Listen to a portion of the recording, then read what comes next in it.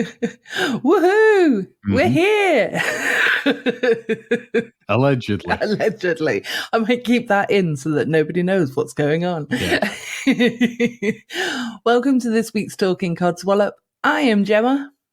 I'm James, and I'm hoping that this week all the audio will work, as we've had a rather laboured beginning, haven't we, Gemma? We certainly have, and I'm ashamed to say that it's from my end, not from James's end. So it's always frustrating. Shocking, when it's, isn't it? Yeah, it's really annoying when it's from my end, not yours.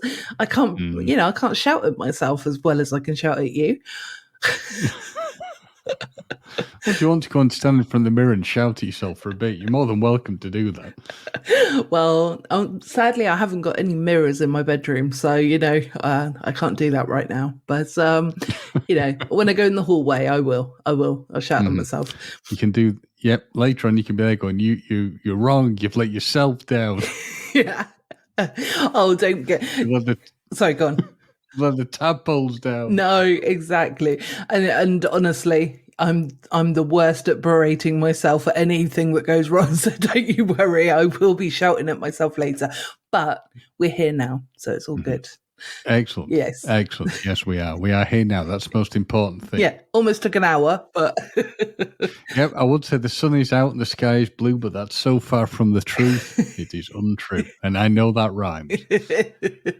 Well, Graham informed me that, we're getting into weather talk straight away, but he informed me that the north of England will be getting 18 hours of thunderstorms, apparently, but I don't know if that's really true.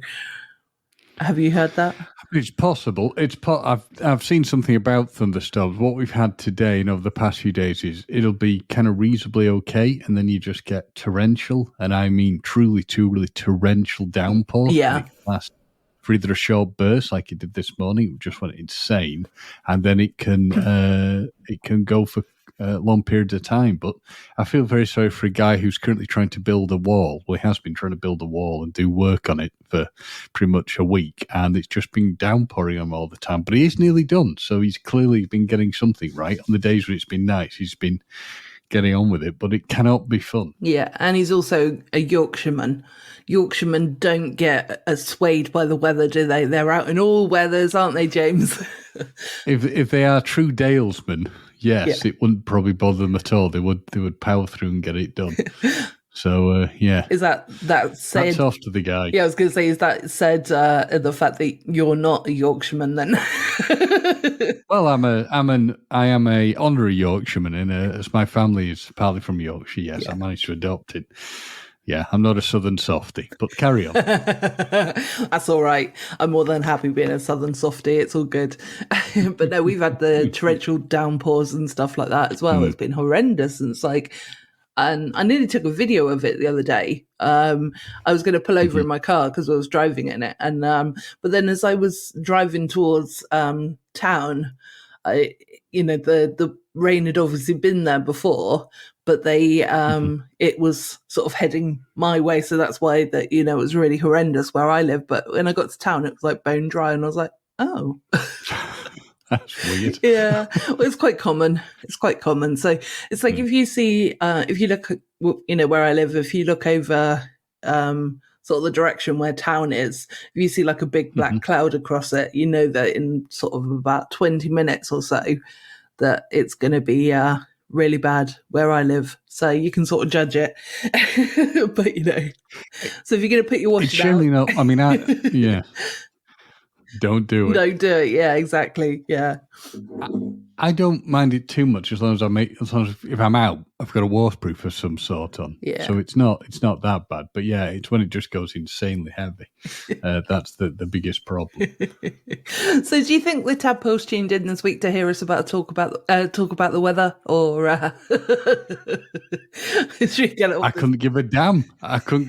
They're listening to it regardless. I suppose, yeah. Right, this is Weather Talk with Gemma and James. We've been talking for approximately 5 minutes now on the weather, but there we have it. It's a good old British conversation.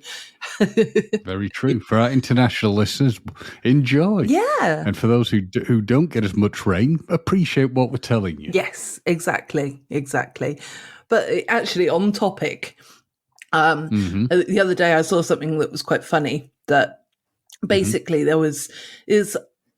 well, obviously I can only sort of go by the British people because obviously we're in Britain, but there was this horrendous downpour that you were talking about earlier, and or a couple of seconds ago, and basically it was like there was the different types of people that dealt with that situation. So there's the one that runs with flip-flops on, and they look really stupid as they're running with flip-flops and shorts on, kind of thing in that horrendous rain. And then there was the and then there was the other people that I kind of fell in the bracket of as, oh, sod it, in this weather I'm going to get wet anyway, so I was just walking, just normal, to get into the shop, because we were all going to Tesco's. Other shops are available, but we were sort of heading into Tesco's, but I was just like, I'm just going to walk, because it's not going to make it any different if I run. I'm not going to get less wet. The reality is, I remember seeing this on a Mythbusters, that if you run in the rain, you actually get yourself more wet because it hits you at a higher speed than if you go at a steady pace. Oh, really? I didn't know that. So there you go. That's there you go. And also, if you're wearing flip-flops, you need to have a word with yourself. It's wrong. You're not on the beach. You're not on holiday. You just look yourself dead in the eye in the mirror and say, I'm a terrible human being and I need to rectify myself. I mean, there could have been... it's true. Definitely, I don't wear flip-flops. But, and also, your feet go really skanky with flip-flops on as well, everybody. So, don't... Ugh. But not I've got the best feet in the world anyway. But now we're going to the foot fetish section of the podcast. But oh yeah, I mean, I'm starting my OnlyFans foot page very soon. Are you? Oh, lovely. Trust me, if you want pictures of my feet, there's something really, really wrong with you. It'd be quite interesting to actually test that theory, though, wouldn't it? Oh God, you can imagine some weird people somewhere. It'll be their thing.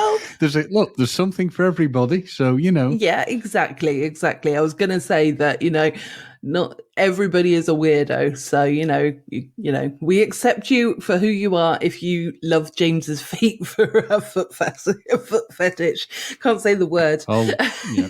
Although if you're wearing flip flops, no, I don't accept you. No, and you again need to sort yourself out. Yeah, and also I was just going to quickly say as well, with regards to the holiday, those people that were running in the flip flops, they could have been on holiday because it is a seaside resort, but still.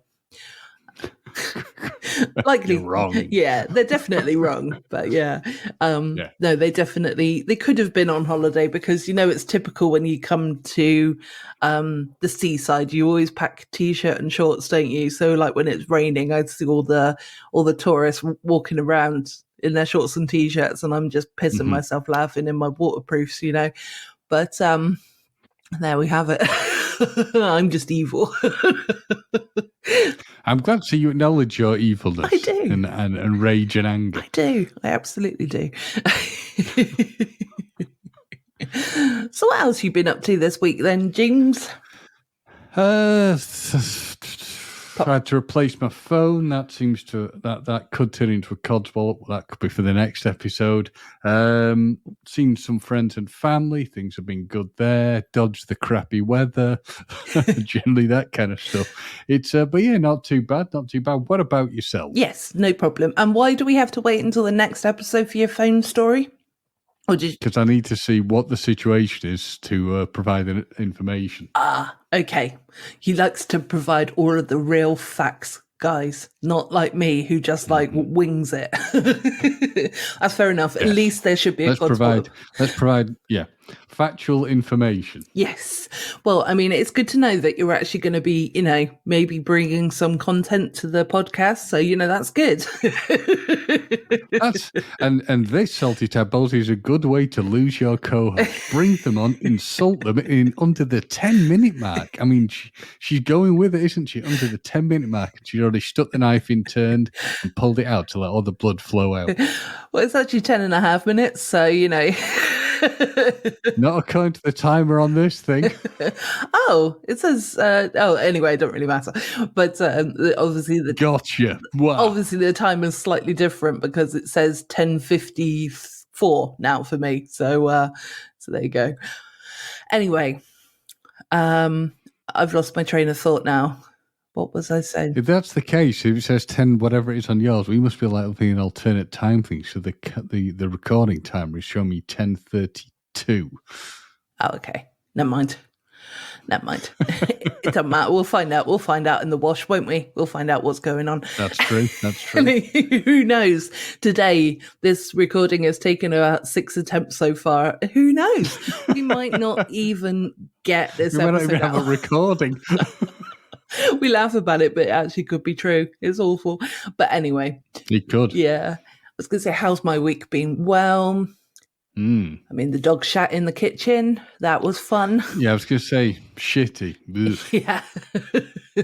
Yeah, so Sunday morning, I heard Graham get up and it was like about 7:30ish because I'd just, done...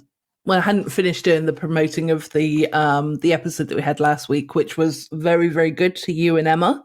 And cool, thank you. Yeah, and I came up with a little rhyme, didn't I? That was a last minute thing. You did. So I thought I was quite proud of myself. So anyway, I was laying in bed, thinking up that rhyme. And then I thought, wow, I better get out of bed, So I went to walk into the kitchen and I was like greeted by the worst smell. Sorry, people, if you're eating right now, stop for a second, okay? But yeah, I was greeted by the worst smell that you could ever smell, which was diarrhea, dog shit, basically. It was so horrendous. I'm laughing because it was so horrendous. It was like, like I'm disturbed by it, if that makes sense. But yeah, he was literally sort of just literally gone in the middle of the kitchen, and it was all up the cupboard. It was all everywhere. And I was like, why did I get up early this morning? God almighty. Ugh.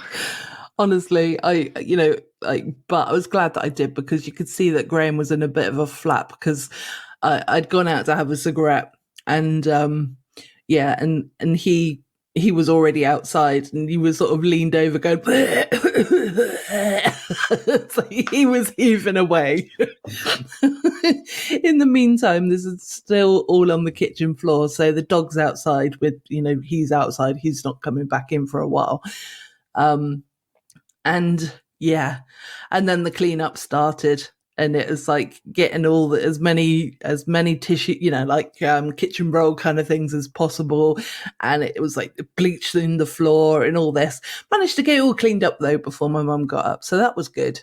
But yeah, I was like, oh my god, this is horrendous. So, and I'm like a super smeller, so it's the fact that I don't know whether the smell had got up my nose in that sense, not literally. Don't worry, I didn't get poo on my nose, but yeah, I wasn't sure as well if there was bits that we'd missed or whatever because you could still smell it, if you know what I mean. But oh my god, yeah, that was not a nice wake up call at all. Are you glad you tuned into this one, aren't you, tadpoles? Hey, weather, feet, dog shit. So there you go. I mean, I'm just sat here feeling like I ought to puke just listening to it. Yeah. Ugh, and I've already heard the story. I know. We didn't hear it in full glory, but yeah, no. And yeah, you were quite lucky that I didn't take any photos and send them to you while you're having your breakfast because, oh God, seriously, it was horrendous. But he obviously, he doesn't do that kind of thing. So he must have been feeling unwell, to have done it. So as much as we sort of said, what did you do? It was, and then quickly followed by, all right, you're forgiven now. Because like I said, he wouldn't do that kind of thing. It's not like a normal kind of thing that he would do. So he must have been feeling quite unwell. So we've let him off. And yeah, I think I shall remain pet free. I mean, this just helps reinforce the theory of a dog is wonderful. Yeah. The reality, less so. Yeah. No, maybe what you could do is you could do like, I don't know, dog walking or something for like neighbours so that you haven't. Yeah, I'll vicariously live through you and other people I know have got dogs. Yeah. And when I see dogs, I'll do my usual thing of smile and pat and whatnot. And Yeah. we'll stick with that. It's all good. Yeah. It's a bit like when you see someone with a baby and you just go, ah, and then just walk away. You and I have very different reactions to babies. Then No, but you got to be very different reactions. if it's a good friend, you got to be polite, haven't you? Well, sometimes, but yeah, if it's a friend, it's like, well, it's good job you're not ugly, so I don't have to lie to you. Well, any time I feel the need to get a dog, I shall remember this story. In fact, I'll listen back to this portion of the episode, Yeah. and it'll be like a cold shower first thing in the morning, or doing the ice bath challenge. Yes. It'll just, it'll bring me back to the horrors and reality, the shittiness of a dog crapping all over the kitchen. Like I said, though, it isn't a regular occurrence, thankfully. But yeah, I mean, there are the massive plus sides of having a dog, though, James, which is like, it's just the love that you feel from them, and you just feel so happy when you see them because they're just wagging their tail and they're just so happy. So, there are a few little negatives that you have to deal with, but at the same time, it's very lovely having a dog. And yeah, see their little bottom lip quiver when you say the W word, because I know he's in the hallway and he can hear me at the moment, so I'm not going to say walkies. But yeah, I could whisper it. You won't hear. That's what you think. They've got very good hair. I know they have. Yeah, I'm not stupid. I am a little bit, but no, not too bad. What else has happened this week? Well, my car's gone into the garage for the third time. So, God. Third time. Well, you say third time's a charm, so maybe it'll all be resolved. Well, I mean, you don't sound very confident. You don't sound very confident when I said that. No, honestly. I mean, I should have said third time this month, not this week. That? Oh, right. Okay. Excuse me. Sorry. Oh, heck. I didn't realize it was third time this month. Yeah, third time this month. So basically, I've had a couple of lights that have been kept coming on, which one was, I think, the service light, and the other one was a check engine light. I should know this off by heart, really, because I've seen them so much. And every time they come on, I go back to the garage, and they're supposed to sort it out. And the mechanic is a good mechanic, so I'm not really blaming them. But at the same time, does it get to the point when you're like, are you getting me to keep coming back because you actually want more money, or are you actually trying to fix this, kind of thing, especially when it's 3 times in a month that you have to go back. And I know cars aren't the easiest thing to deal with. So, this is sort of leaning into a bit of Codswallop as well, really. Mm-hmm. But yeah, it's been a bit on the frustrating side, to be honest. But not yesterday, Sunday. Again, everything happened on Sunday. The dog shit the kitchen. Yeah, dog craps everywhere. I mean, just to interject, is this one of these situations where you've seen the mechanic that much, he could become a trusted family friend? You'll have him over for Christmas dinner. Yeah, we could. We absolutely could. But then I mean, this car has always caused me problems anyway. So as soon as I win the lottery or, marry someone with money, I will buy myself a new car. But for the time being, I can't afford it. So if anyone wants to set up a GoFundMe for me to get a car, feel free. I only need about 14 grand. The thing is, if you do GoFundMe, I think what you'd end up with is someone would do a GoFundMe where they just buy you like a Matchbox car and send it in the post. And you'd say, well, you never specified. Yeah, that is a downside. I wouldn't be able to fit in it, would I? Sorry, no. So go on. Yeah. So Sunday, we went off the beaten track, which we're always far too good at. So what happened then? Sunday, so the dog redecorated the kitchen for you. He did. And what happened with the car? So I decided that in the afternoon I was gonna pop out. There was a Pokemon event on, so I was like, gonna head out and get myself some shiny Pokemon, which something I enjoy doing. And so I was driving somewhere, and then I went for a little walk to, play the game and stuff. when I got back into my car, it's like the engine started sort of revving, and well, it was kind of like the fans came on. It was like it was Hmm. overheating, and they'd recently just sorted that out. So I was like, well, obviously something's happened there, but so right, both lights came on that mentioned earlier, and so I thought, I'll sod it. I'll drive home and see how we go.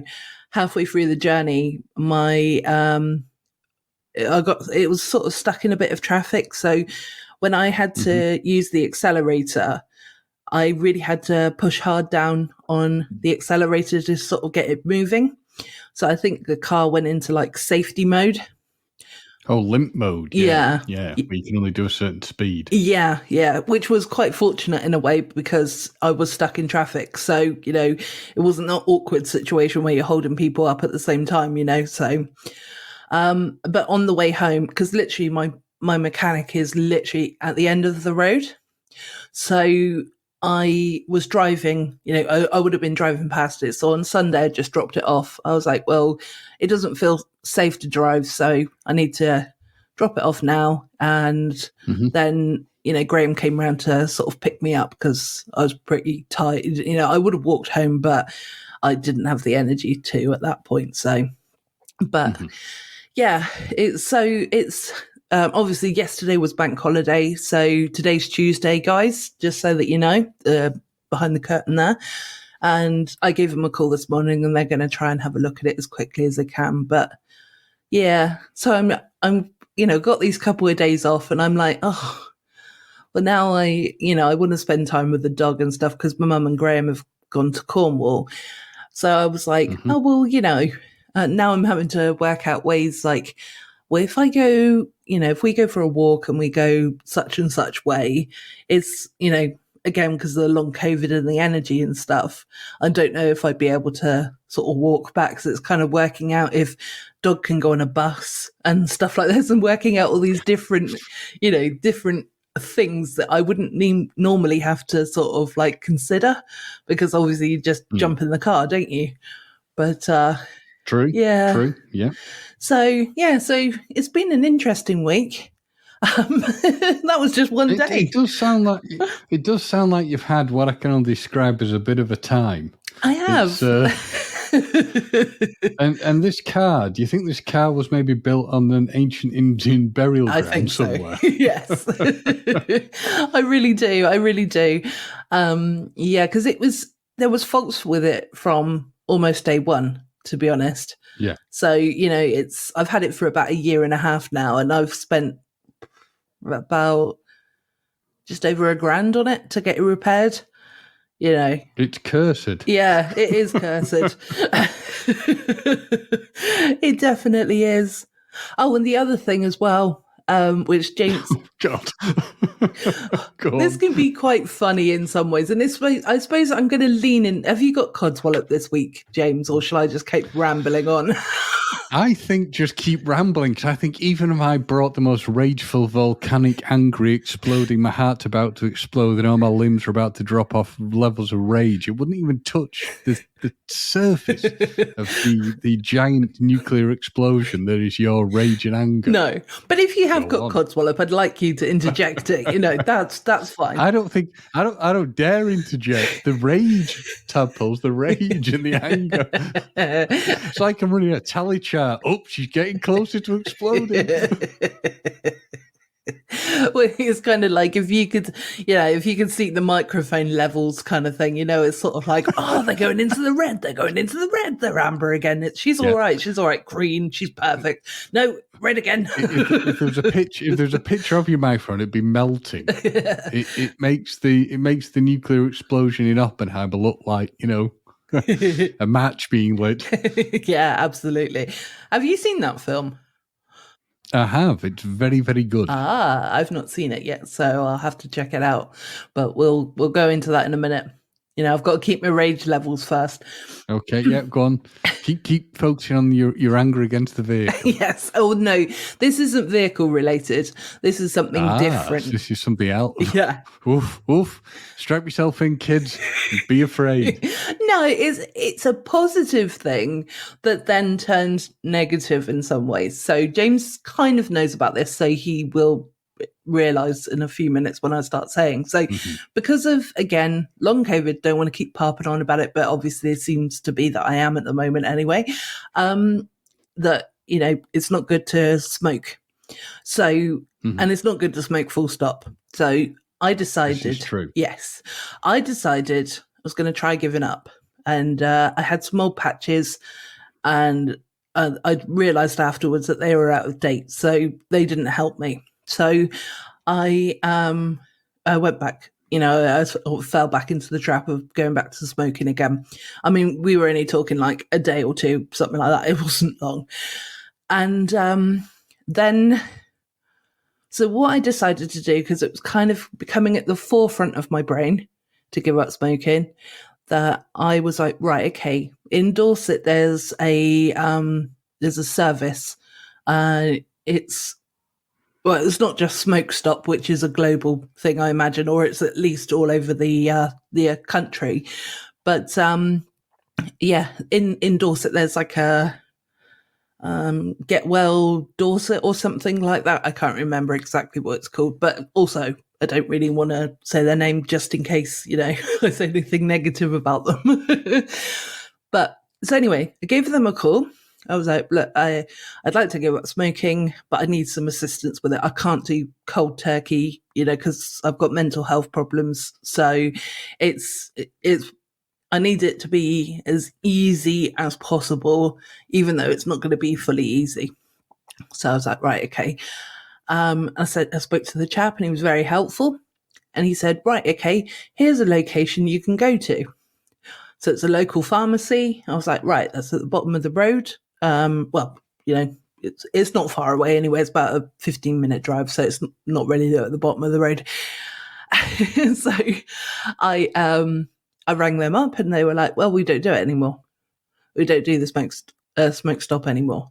So I was like, oh, okay. So then they gave me a different place to try. So I tried that, but they didn't pick up the phone. They were constantly not picking up the phone. And I was like, this is really annoying. And I was getting more and more frustrated. And then, which is not helping, because obviously I want to give up smoking. But at this point, I'm sort of getting to the point where I'm like, oh, fuck it. I really don't want to give up anymore.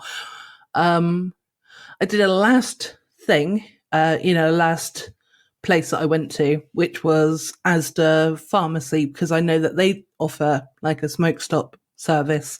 I just need some support with it, kind of thing. And she said that the lady was on long-term sickness. So, obviously I understood that. It wasn't like they hadn't picked up the phone or spoken to me. It was just actually circumstances, wasn't possible. So did you know what I did, James? Had a cigarette? Yeah, I went downstairs and brought myself a pouch of 50%, 50 grams of tobacco. And I was just like, fuck it, I'm going to smoke. I'm not fully giving, I'm not giving up on the idea. It's just that that was a bit of a stressful time. It was just like it was almost like, if you were one of those kind of people that like looked at signs, and you were like, well, signs are sort of saying that I shouldn't do this or whatever. It was kind of like everything was negative about it. And it was just like, really? And yes. What you didn't know is all the things you're trying to contact were actually run by Philip Morris. Who's Philip Morris? Oh, God. The tobacco, it's a very large tobacco company. Oh. Johnny owns most of the tobacco. Oh, okay. I didn't know that. Philip Morris Limited. I don't read the packets. They've got horrible warnings on them. I don't read them. I just look at the contents on the inside. But have you ever thought of going and doing vaping?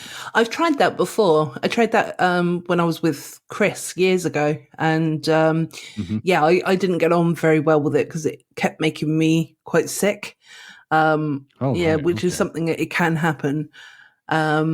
I even tried doing your, you said count to. Oh, the 60 seconds. Yeah, count to 60 seconds. The problem was I got to about 49, couldn't remember what the next number was, and then I'd start again because I was getting really frustrated.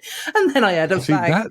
That sounds even better. I think that would have worked. You just kept going and going and going and trying to get to the number. And then by the time you're like, what was it I wanted to do again? Screw it. Let's go for a walk. The problem is, James, it didn't work in that way. I just went 49, 50, but you know how you sort of like your brain goes, a bit crazy sometimes. And I was like, oh, okay, I'll start again. So 1, 2, oh, fuck this, I'm going for a fag. Yeah, I don't think you're ever going to quit. I think you might as well just resign yourself to you will be a smoker. I mean, I really do. Part of me is very impressed that you managed to smoke through like being unwell, because it's the last thing I could do. I'd feel that awful. I mean, you are showing dedication to the cause. Yeah. I know. I do know that I need to, though. It's not fully at the back of my brain. It's just at the side. It's just at the side. It's where it's slightly on the scary side of it happening kind of thing, which I know sounds silly that it's scary, but, it's kind of like a smoke screen sort of thing, so, a smoke screen about smoking. I know. But a bump. Yeah. But yeah, I mean, it will happen if it's going to happen. So, but yeah, that many obstacles though, I was just like, Jesus Christ, come on now, but.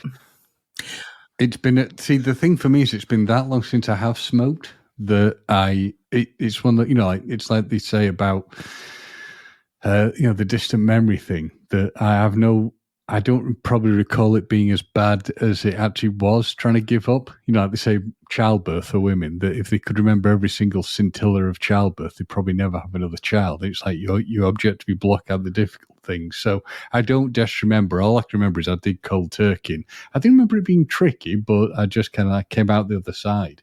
And to be fair, I felt that crap, from long COVID, even though I've pretty much come out the other side. I do have some problems with it still. And I still get issues sometimes with breathing that I just couldn't smoke again. Even like I've got a cigar I'd love to smoke, but it just ain't going to happen. It ain't going to be worth the hassle of me hacking up a lung and feeling awful. No, it definitely isn't worth it. It does make you feel like crap, but sometimes it also feels like it clears the airwaves. I know that sounds weird, but it kind of, because it's making you breathe, isn't it? So, well, it is and it isn't. A doctor once told me, interestingly, about the fact that I can't remember what it was, but something about smoking would reduce some symptoms of something to do with your chest, because it like layers down on the hairs in parts that build up, make up your chest, and it will. I think it's reducing something like asthma, coughing, or it was something bizarre. But as he put it, he goes, "For God's sake, don't start smoking just to do that." It is something I would not recommend. I'm kind of glad I did it for the experience, but I would never want to start doing it again. No. So no, and also you smell. So you do. I'm glad you acknowledge your smell. I mean, I can smell you from here. I didn't want to comment upon it, but the smell of cigarettes, so much. But no, to be fair, on the smell of cigarettes, I do sometimes quite enjoy it when there's just a whiff, just a little whiff on, say, a nice warm summer breeze when there's somebody smoking around you. That can be lovely and wonderful. And still, the smell of a fresh open packet of cigarettes is something I like. Oh, yeah, me too. But I know so few people who smoke that, I haven't smell an open packet of cigarettes for ages. But you are right on the smelly thing, because there were two people in front of me when I was out walking recently, and I'm like, bloody hell, you forget how much it smells. Yeah. It's yeah, I definitely do try and mask it with like spray or whatever, but it's still, I mean, yeah. But anyway, let's move off of that topic now, because I'm getting to the stage where I want a fag. But I was just discussing all this stuff. You kind of wanting to have a smoke, aren't you? Yeah. No, it's not that bad. I'm having fun doing this at the moment, so it's all good. But I'm trying to think. I feel like there was something else as well, but maybe we'll circle back round. that it created that created rage and anger within you. No, I think it was just something else happened, but I can't really remember what it was. But let's talk about the film that you saw. I can't remember what you called it. I was going to say, it's all sunshine and rainbows here, because I mean happy land, because you've got like happiness, sunshine, rainbows here, Yeah. Craggy, evil hills and lightning and thunder and dragons where Gemma is. Yes. The rageful area. See, look at it. Two totally different opposing things. I saw Oppenheimer, which was absolutely brilliant. And it, even though I have some knowledge of the creation of the nuclear weapons and the tests and things that happened in relation to that, and Oppenheimer and the work he did, you still find yourself really on edge and really caught up in it when you're watching it, even though I had an idea what I was going to see. It was brilliant. I mean, the score is brilliant. The cast are exceptional. Interesting, there are a couple of things that they left out the story, but I understand why they did that, because they're focusing, I think, more on Oppenheimer. But it was, I cannot fault it. And if it doesn't get Oscars, I'll be absolutely astounded. Across the board, I think we've got to see Oscars definitely for Cillian Murphy. We've got to, I think definitely Downey Jr. deserves an Oscar. I'd say Nolan's director deserves it. Hell, it should probably even get stuff for effects, score. It could be I would hope when it comes to Oscar season, it's a clean sweeper. Yeah. But then also it's going up against Barbie as well, wasn't it? Which Barbie was all right. I've seen that. Okay. It was good. It really made me laugh, but it is not the same sort of thing. I can't see Barbie getting Oscars, but we might get stuff for design, but what do I know? Who knows?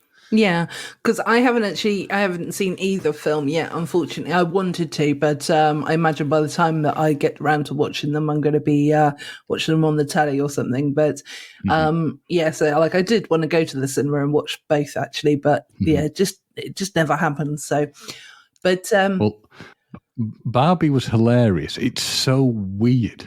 Yeah. But what amused me is some people were like, I saw these complaints online with that. I took my daughter to see this, like a young child. It's not a kid's film. No, it's not.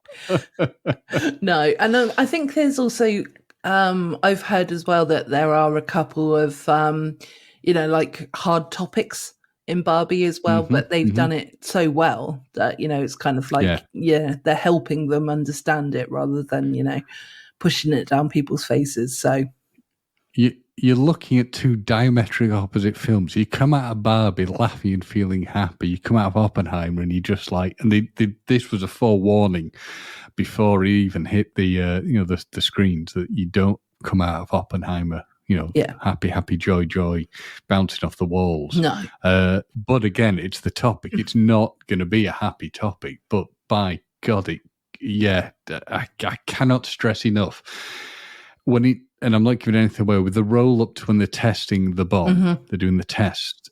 You are literally like gripping the armrests. Oh God! It really does. It ramps the tension up. It was brilliant, absolutely brilliant. Just out of curiosity, because obviously it's been out for a while, and I'm going to see it anyway, regardless. So if you say something that's going to be like potentially a spoiler, don't worry. From my point of view, and if people wanted to watch it, hopefully they would have done by now. But what were the things that you were, that they left out that you weren't surprised that they left out?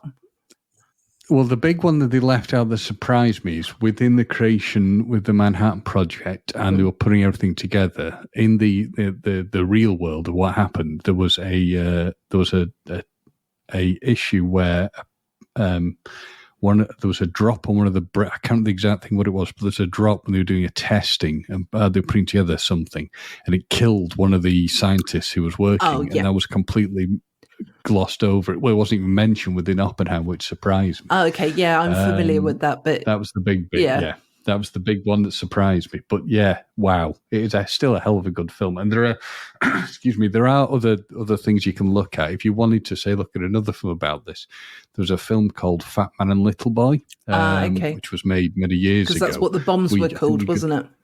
Yeah. we got it as, I think when it hit the UK, it was called Shadow Makers in Europe, but that's with Dwight Schultz, who was in the A-Team, and Paul Newman.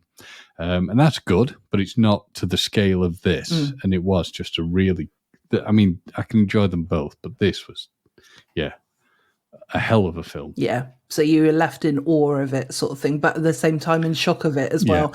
Yeah. Awe and shock, and also it's just like the whole film is not, again, there are certain films you'll come out of that have an impact, and this is one of them. Yeah, no, definitely. Because the reason, I mean, I know a bit about it prior to listening to the podcast that I'm about to say, but there was, sorry, you might not actually know it, but a podcast called Last Podcast on the Left, which I do talk about it a fair bit. It's called one of the big ones, but it's they did a series on the Manhattan Project, and they there was no holes barred. It was literally, they were telling us, like, the fact, that people put, when the explosion went off with the smaller bomb, that people were putting their hand up and there was like a shadow on their face of the fact that from their hand, sorry, it was burnt into their face. But it's literally, they went into all of the information, so into detail. So I know quite a lot about it from listening to that as well now, on top of what I already knew. So I do find it fascinating, and I think I will definitely. Fascinating sounds awful though, doesn't it? Because but it is true. It is fascinating. That's one of the things, again, the film didn't particularly touch upon the impact of that happened, to the Japanese people, and the bomb hit them, but it probably wouldn't have been something. It is touched upon, but it is not going into detail. But again, the film is focusing on Oppenheimer, the man, and his life, and not so much the aftermath. I don't want to give anything away. It touches upon things, but it has its own subjects that it wants to follow. But again, I give it a 10 out of 10 to watch. So 10 out of 10. Not so there was no room for improvement. Okay, I'll give it a 9.5. There we go. There's always room for improvement somewhere. Yeah, I was going to say, blimey, it must be good. I would love to. Tell you what, I would love to see when it comes out. There's what was deleted. If we get a chance to see anything that was deleted from it. I mean, Nolan's known for somebody who pretty much puts what he wants up on the screen and sticks with it. But it'd be interesting if there's anything else. Like, give us like a 4 or 5 hour cut. That could be interesting. So. Oh no, not again. But although it wasn't Nolan before, was it? Who was it that did the 4-hour DC? Oh, Snyder did the Zack Snyder's Justice League, which was 4 hours, which was great. But Oppenheimer isn't a short film, actually. It might have clocked in like 3 hours. Yeah. So. So I suppose it actually wouldn't be hard to make it a 4-hour film in a way, would it? No. So give us go for it. Give us a 6-hour film. But no, I did. I really enjoyed it. I think it was a brilliant film. So yeah. Oh well, definitely. I look forward to checking that out then, and the other one as well. But there was another film that not film. Sorry, actually, there is a film. Sorry. All right. We'll circle back round in a second. But there was when I was doing my list of TV programs the other day, I forgot to mention Ash versus Evil Dead, which is which was another thing that I started watching because I finished it now, but I loved the Evil Dead. Did I say Walking Dead or Evil Dead then? I think so. Evil. Okay, no, that's fine. Hopefully I did. So, if not, I meant Ash versus Evil Dead. So, yeah, I've always loved all of the Evil Dead sort of trilogy. I think there was 3 anyway. But, it's been a long time since I've seen them. But, yeah, the TV program was just perfect. It was enough cheese and enough gore and, enough stupid quips and stuff like that. So it's a very cheesy kind of horror film. It's sort of more of a black comedy, I think, with those kind of films. Have you seen Evil Dead? Not for a long time. It's been a very long time since I've seen them, but I know what they are. Yeah. And you've not seen Ash versus Evil Dead, is that right?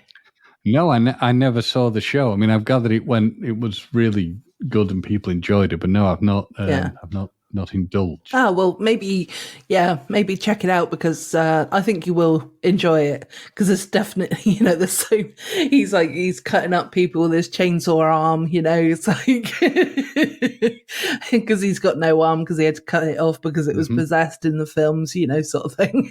You did? Yeah. So, but I really thoroughly enjoyed this series, but it was a shame because it then got cancelled. So it's like after series 3, I think, there was just like an ending that didn't seem like it was an ending, because it should lead on to a series 4, but it never happened. It never got it's the sod's law, isn't it? Yeah. Yeah. Just leaves you kind of wanting more. You never know, somebody else might pick it up, but the amount of stuff that's getting kind of cancelled and dropped. I know. And then we've got the writer's strike, so you may never see a lot of stuff happening, to be honest. Yeah, I think we need to I think we're going to have to expect to have a lot of reality TV kind of programs coming up. So that's, I know. Ugh. Oh dear. I know, they suck. Shocking. Awful. Reality TV. Ugh. Yeah. No, I agree. Not even just for a giggle. It's like, what am I doing? No. I mean, I remember when Big Brother first happened, it was interesting because it was like a massive science experiment. Yeah. And then it's just, awful. I don't understand half the reality TV stuff, but then I don't watch it, so. No. Because most of the time it's just like, I mean, I have dabbled in it a little bit. Big Brother, I probably watched the first 3 years, kind of thing. Not continuously, not continuously every year, but it was just trying to work it out. In those days, it was like in the early part of Big Brother, it was kind of like really seeing how they would survive, sort of thing. Whereas now it was, I think it's a little bit more of a luxury experience, really, more than anything else. Well, the thing for the people going on Big Brother the first time is, I do recall, you'd see it and people were, the people in the house asked themselves the question, do you think anyone's actually watching this? And they wouldn't know what they were getting themselves into. And now people just see some weird fast track to fame. Yeah. And it's basically like getting the general consensus in a lot of reality shows seems to be basically get a lot of people together. Probably quite a few got, borderline mental health problems. Let's throw them all together and see what happens. And you're basically only one step away from when people used to go into the asylum and look at the lunatics and see what they were doing. They pay money to watch the people who were doing crazy things in the mental asylums. And it's, I mean, it's just like, again, you could almost argue it's another step removed from when people would be getting tarred and feathered, having things thrown at them in the stocks. To my mind, these kind of things are appealing to the worst possible natures of people, and the behaviour of some of the people on the shows is just, I don't get it. Yeah, absolutely. And they're sort of playing up because the camera's there rather than being genuine and natural. Yeah, which, they always claim, I'm just being my best self. I'm just being me. But I'm not, because there's like a camera right here in my face. And a lot of the things are scripted, aren't they? I mean, quote unquote reality shows. So it's all kind of set up stuff.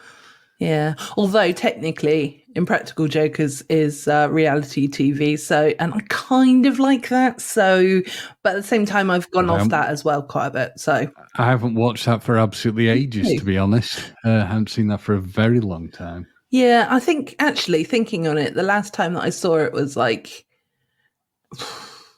actually, it's been quite a long time for me as well.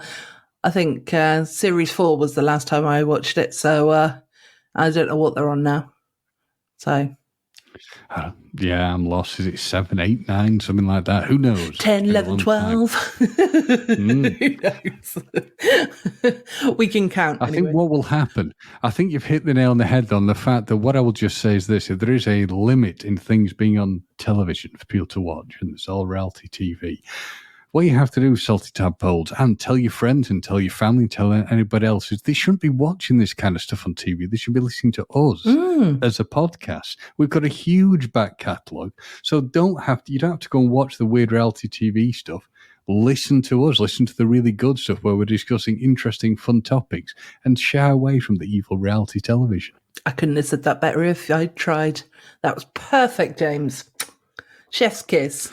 Damn right. Damn right. Well, I'm very proud of you. Thank you. And the other film that I watched, which I actually watched for the first time, it's just going to be a bit of a shock to most people, but I actually saw Jaws for the first time yesterday in its entirety. I know, it's such an old film, isn't it? But I realised the other day that I'd never actually seen it properly. I've like only seen bits and pieces of it, unlike the people. Good film. Yeah, it is a good film, but it was only sort of from halfway through, it became a good film. It's like I got really irritated at the very beginning because like all of the people are like talking and shouting over each other and stuff, and I was just like, oh my god, will everybody shut up and just, you know, like, I suppose they did it so that I would get irritated by it, you know, like as if, you know, you're actually there sort of thing. But yeah, it's just everyone was talking all at once and I couldn't keep up with what was going on. So I did get a little bit frustrated in the first sort of half hour, 40 minutes of it. And yeah, but then when they, you know, when they finally sort of went out to sea and stuff, it was really good then, you know. So when Bruce appeared and stuff, you know. Well, it's I mean, it's one of these films that it hit the the law of the diminishing sequels. I mean, I always like 1 and 2, but 3 and 4 are just you're into kind of like rubbish territory with Jaws: The Revenge. Oh yeah, I only watch. Well, you know, I've literally just watched Jaws, so you know, and it wasn't even like the time. You know, I didn't look at it as in. I suppose in a way I did, because, you know, like if I'd watched it at the time, which is not possible anyway, because I was only a baby or I was just born or whatever. You weren't alive when it came out. Okay, I wasn't alive when it came out, so there we have it.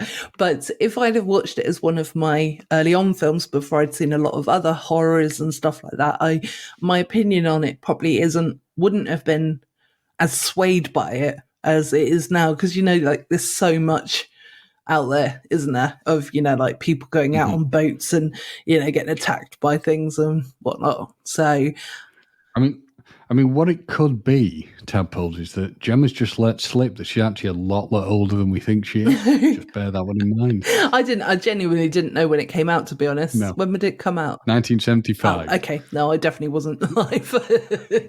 I was born in 83. You were only just alive when the third film came out. So. Okay, well, that's all right.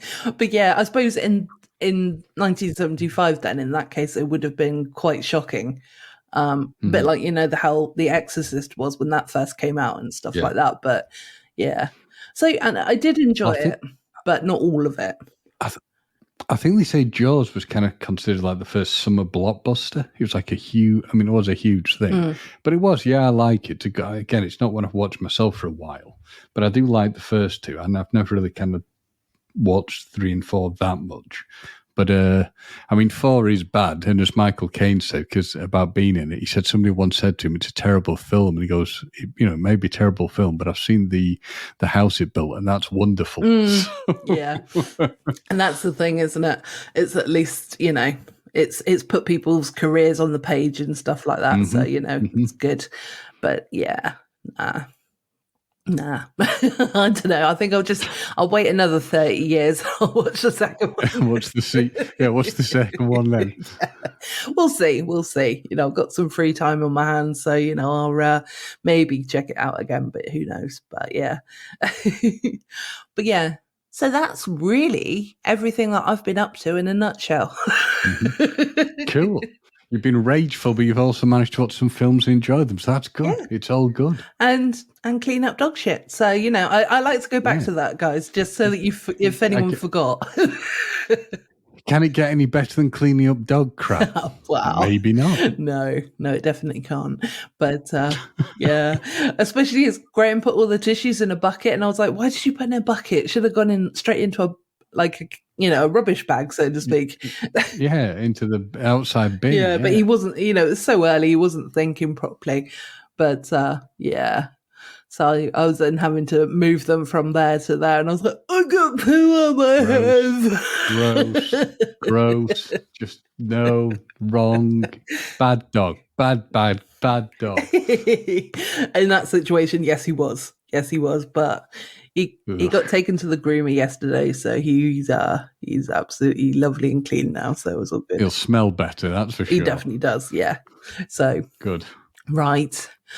Well, James, I mean, if we've got anything else that we can say, then, should we just wrap up with some stories of the week or if we could, please, because my urge to throw up thinking about the dogs. Yeah, let's just get moving. All right, no problem. So, as usual, neither of us have checked what story that we have of each other's. So it adds to the fun, though. It does. So, do you want to go first or shall I? I'll let you go first. Oh, okay. And then you can quickly find another one if... Correct. So there you go. Ding, ding. Ding, ding, ding. Right. So this is from the Metro, as usual. How a woman's innocent static hair selfie revealed she was actually close to death. So I bring something funny tonight this week, guys.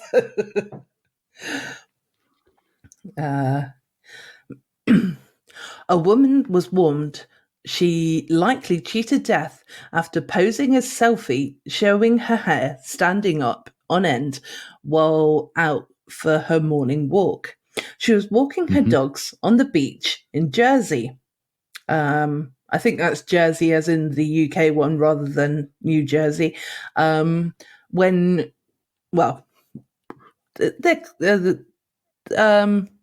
still classed as the UK, aren't they? Guernsey and Jersey. Yes. Yeah. Okay. No, that's fine then. So in the beach on Jersey, when she felt a very strange tingling on her forehead and her head before her hair had begun to go frizzy. Later, posting a photo of the bizarre phenomenon known as static hair on Facebook, she explained she could hear thunder rolling across the French coast about 25 kilometers away. Users would click to explain just how close she could have been to disaster. As one person wrote, "You were at risk of being struck. Believe it or not, yeah, you were a lightning rod standing on the beach, projecting above the surrounding landscape. The beach isn't an ideal place. The beach isn't an ideal place that was an electrically charged atmosphere." Another user clarified, an electric charge builds up as part of a positive lightning strike. So the charge is what made your hair stand up. You may not think you're in trouble if the storm looks to still be off in the distance, but that electric charge is a sure sign that you should get inside as quickly as possible. Sorry. One other person added, she was lucky to still be walking and talking. The woman then responded, I did start to get a little bit nervous and headed higher up the beach. Goodness knows what it would have looked like if I hadn't had my hair tied up. It was really weird sensation. She wouldn't appear to have been the only one amongst commenters to have had first-hand experience of static hair amid a growing storm. Other users posted a photo of themselves with their hair on end and at another beach, saying, this happened to me a couple of years ago. Crikey, I had no idea I was that close to being fried. Experts advise people in this situation to get inside as quickly as possible, and ideally by finding a house, large building, or all-metal vehicle. The end. There is a little bit more, but that is probably, yeah. So it's kind of like the sensation, isn't it, when you rub, when you're a kid, you rub a balloon on your head, isn't it, and it gets stuck on your head. Mm-hmm. So it's a build of electricity in the atmosphere. yeah, how scary though that I'm actually surprised that it didn't occur to her that might be the cause of the problem. It's something that's reasonably well known. But I didn't know it. Well, not everybody. Her comment when she said, "Imagine what it could look like." Yeah, you could have been fried and turned to a crisp. You could have just been a little pile of ash. No, I think what she meant is that, and also it might have been. Oh, I know what she meant. If you're getting hit by lightning, it's over. No, I think what she meant was because she had her hair back in a ponytail. Imagine what it would have looked like if she had her hair down. So, like, all of her hair would have been literally, I know, stood up. I think that's kind of what she was referring to then as well. So, could have looked very crispy. Yeah. So, was that your story this week, or? No, I've got a different one. So, we've all heard of trouser snakes, and this brings an entirely different meaning to it. A man tried to smuggle 14 live snakes through a Chinese border by stuffing the reptiles into his pocket. Ooh.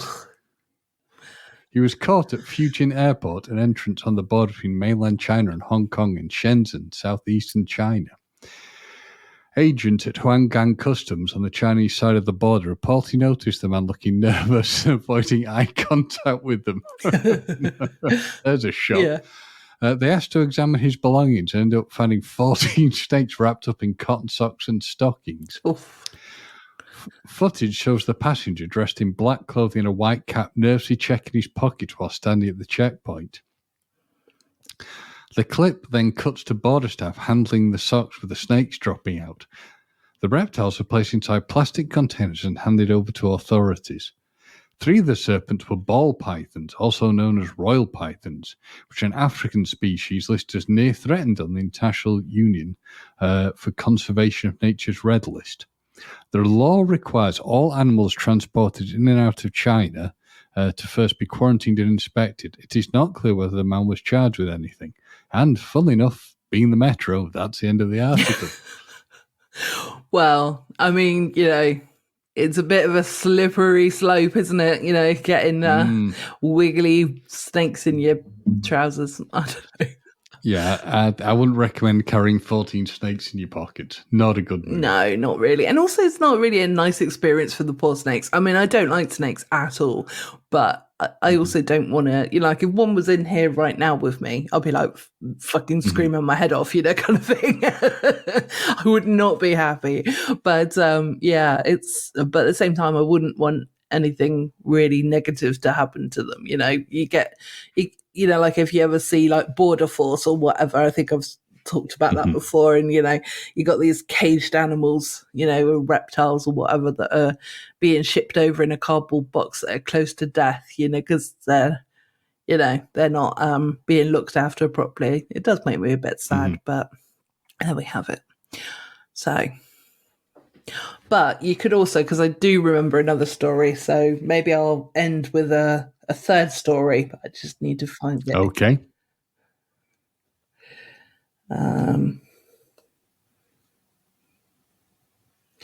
Talking about smuggling things in the airport, so almost just as bad as snakies. A woman caught smuggling capsules of cocaine at an airport in a very creative way. I saw this. Yeah, I thought, well, we may as well go on to, seeing how they're smugglers are.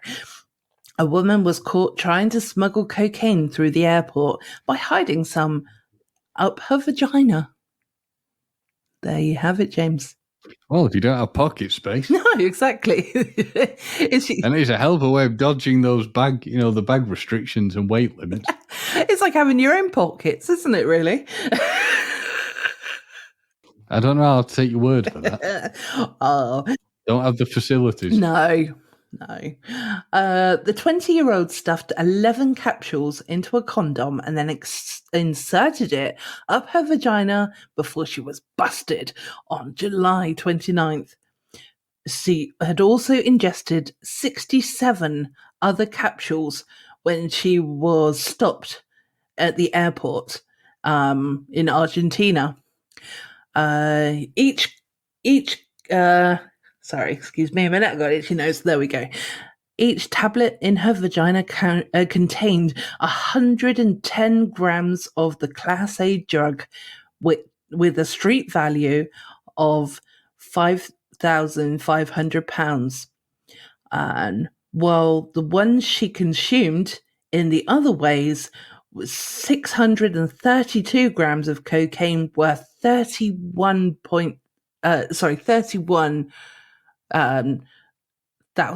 thousand pounds, just over that, basically.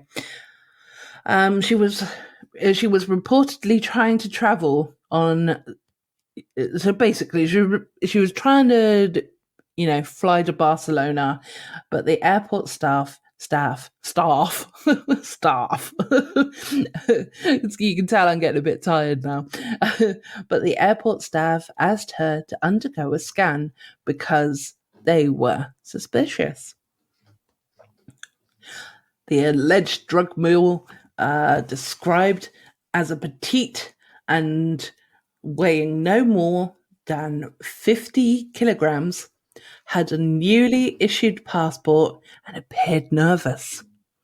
When the caption, Understandable. yeah, exactly. What if, I always worry that, like with regards to, doing this sort of drug smuggling and stuff like that. I mean, from the point of view of the person, what if, they will explode or whatever in your stomach or melt down and, you get OD'd or whatever. But when the capsules were discovered, workers took her to the hospital to have them safely removed. That's it. Oh, no, it's not. She was released from hospital on August the 2nd and appeared in court the next day.